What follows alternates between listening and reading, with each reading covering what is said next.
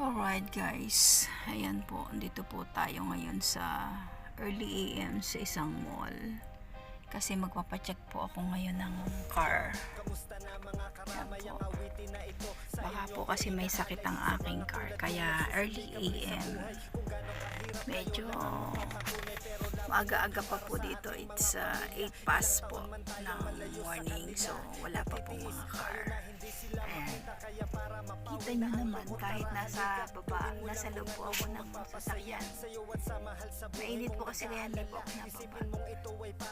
So ayan guys.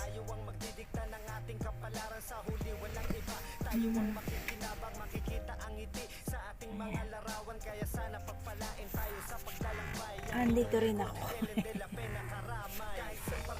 Alright guys, so yun, hintay lang po ako ng bukas nito.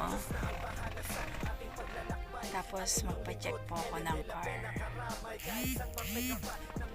So, pangilan-ngilan lang po yung mga car kasi early AM po.